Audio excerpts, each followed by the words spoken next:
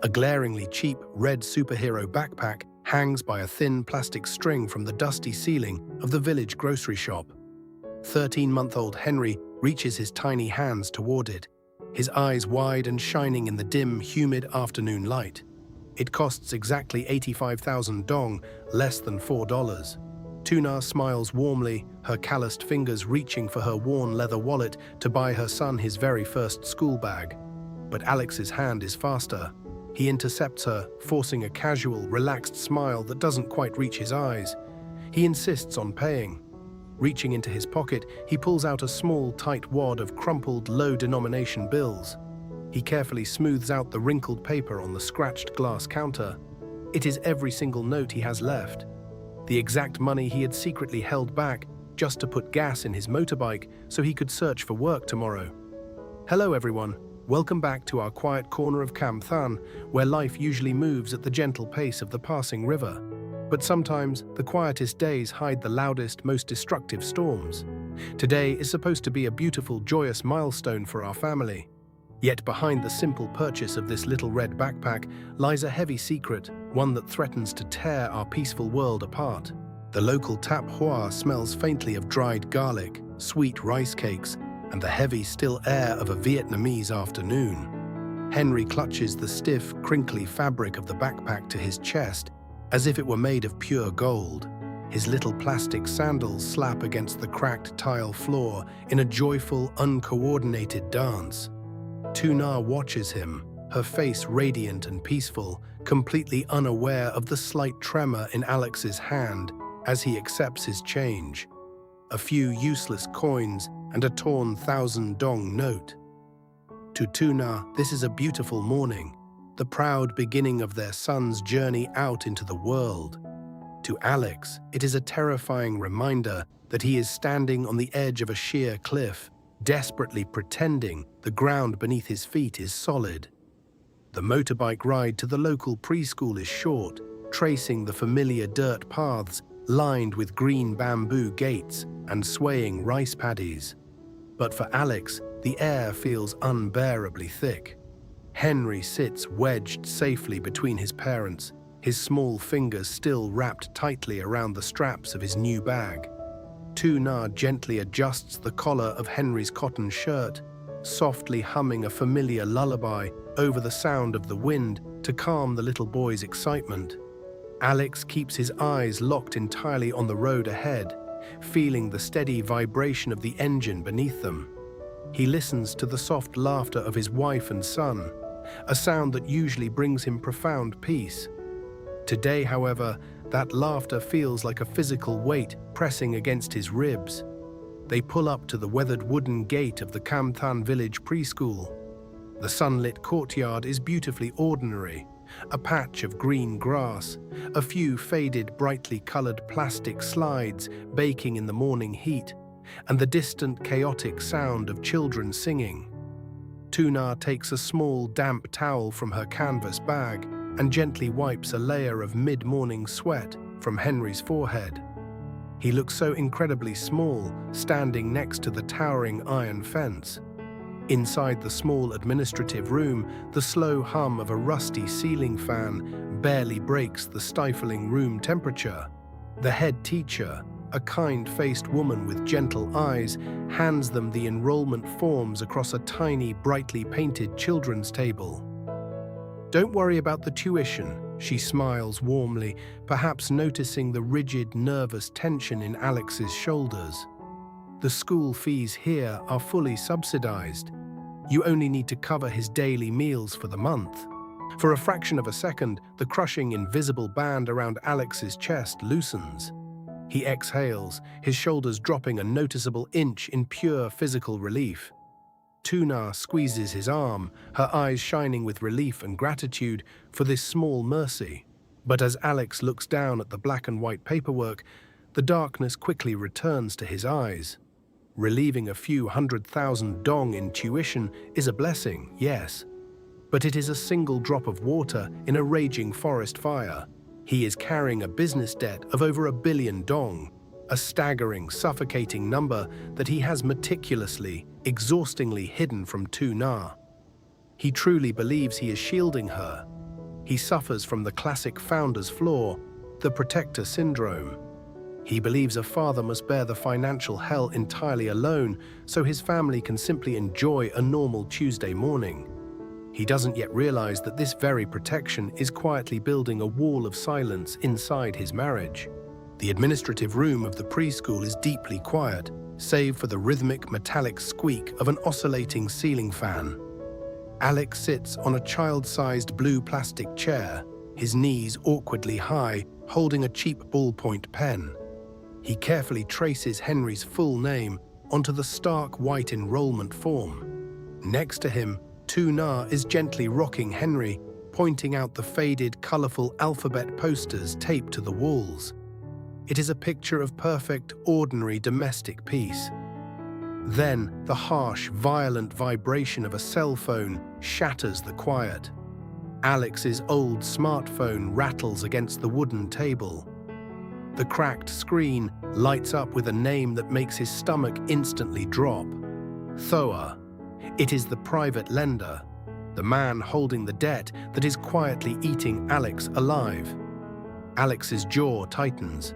He flips the phone face down, but it continues to buzz relentlessly, moving across the table like a trapped insect. Tu Na glances over, her brow furrowing slightly. She notices the sudden rigidity in his spine, the way his breathing has abruptly stopped. "I need to take this," Alex mutters, his voice tight. He doesn't look her in the eye. He stands up too quickly, nearly knocking over the small chair, and steps out into the narrow, sun-baked corridor. The heat outside is immediate and suffocating. Alex presses the phone to his ear, leaning heavily against the peeling yellow paint of the school wall. Through the receiver, Thoa's voice is sharp, impatient, and entirely devoid of empathy. He demands the original land deed by tomorrow morning. If Alex fails to produce it, the grace period is over. The house, the very roof over Tu Na and Henry's heads, will be gone. Alex closes his eyes, pressing the heel of his free hand into his forehead. He whispers a desperate, frantic plea for just one more week, but the line goes dead. He is left listening to the hollow dial tone, standing alone in the glaring Quang Ngai sunlight. Inside the classroom, Tu Na is no longer looking at the alphabet posters. She is standing by the smudged glass of the louvered window, watching her husband. She cannot hear the words, but she can read the heavy, defeated slump of his shoulders. She sees his hand trembling slightly as he slides the phone back into his pocket. A cold, quiet seed of doubt takes root in her chest. They have survived so much together by sharing every burden. Yet right now, looking through the glass, Alex looks like a complete stranger. The silence he is building to protect her is actually the very thing beginning to tear them apart. When Alex finally walks back into the room, he forces a stiff, unconvincing smile. The air between them feels entirely different now, heavy with the unspoken question hovering in Tu Na's eyes. But the head teacher politely interrupts, drawing their attention back to the enrollment paperwork on the table. "There is one last decision," the teacher says gently, tapping a section at the bottom of the page. "Since the tuition is covered, you just need to select Henry's meal plan. We have the standard nutritional package, or the premium care package, which includes imported milk, organic vegetables, and specialized proteins. It costs a bit more each month." Tu Na leans forward, her practical nature taking over. She glances at Alex's exhausted face, intuitively sensing a strain she cannot name. "The standard package is more than enough," she says softly, placing a comforting, calloused hand on his arm. "He is only 13 months. We don't need to spend the extra money right now. It is the logical, safe choice.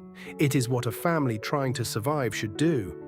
But inside Alex's mind, the walls are closing in. He has just been told he might lose his family's home by tomorrow. He feels entirely powerless, stripped of his dignity as a provider. In this dark, suffocating moment of failure, the checkbox on the paper represents the one single thing he can still control. He cannot fix the billion-dong debt, but he can buy his son the best bowl of porridge in this school. It is the tragic trap of the protector syndrome. In a desperate bid to prove to himself that he is still capable of shielding his family, he makes a financially reckless choice. Alex gently but firmly pulls his arm away from Tu Na's comforting hand. He grips the ballpoint pen so tightly that his knuckles turn stark white. With a heavy, deliberate stroke, he checks the box for the premium nutrition package. He has absolutely no idea how he will pay for it next month. His pockets are literally empty, but as he signs his name at the bottom of the page, he refuses to look at Tu Na, choosing to swallow the terrifying reality alone, burying the truth one reckless sacrifice at a time. Stepping out of the school gates, the harsh reality of the morning begins to gently soften.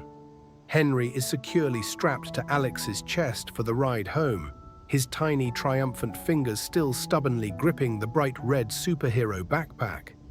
Alex kicks the starter, and the motorbike engine roars to life immediately. The machine is still in excellent condition, humming with a smooth, reliable power that serves as a small, comforting constant in an otherwise deeply turbulent day. As they leave the crowded village behind, they begin the familiar, steady climb up the winding highland roads. The landscape shifts dramatically. The flat plains give way to the quiet, rugged majesty of the mountains, with deep, rich, red clay soil lining the steep paths that lead up to their land. But despite the beauty of their surroundings, Alex remains trapped inside his own mind, the terrifying weight of tomorrow's debt deadline pressing down on his lungs.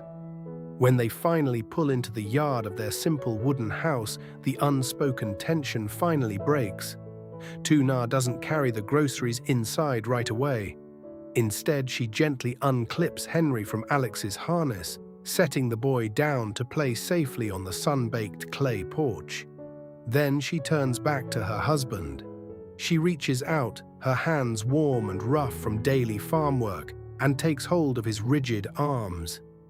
"You are carrying something heavy," she says softly.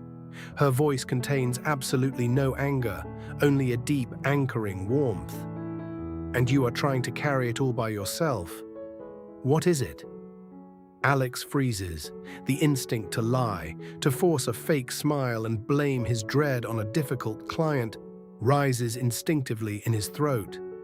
But as he looks at his wife, at the shared history etched into her steady, intuitive eyes, the toxic walls of his protector syndrome finally crack.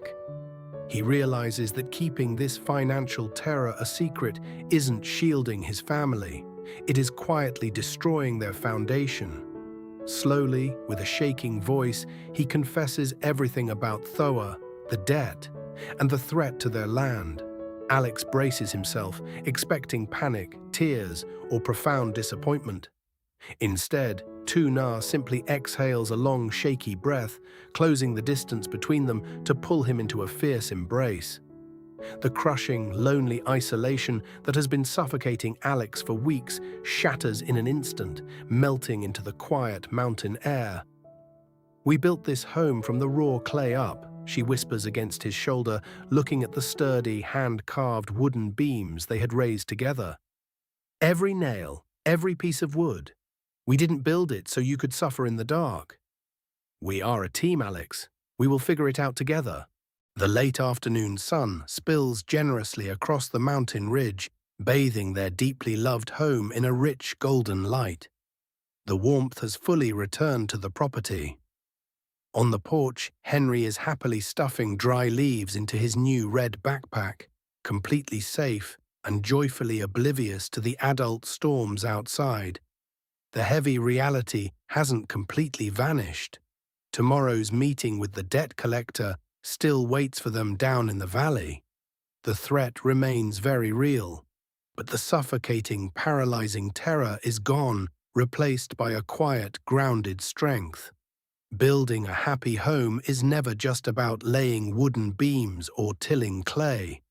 It is about trusting your partner enough to share the absolute heaviest weights. The hardest battles in marriage are never meant to be fought in isolation. Tomorrow will bring whatever it brings. But tonight, this family stands firmly together on their mountain. True protection isn't about hiding the storm from the people you love. It's about holding their hands when the rain finally begins to fall.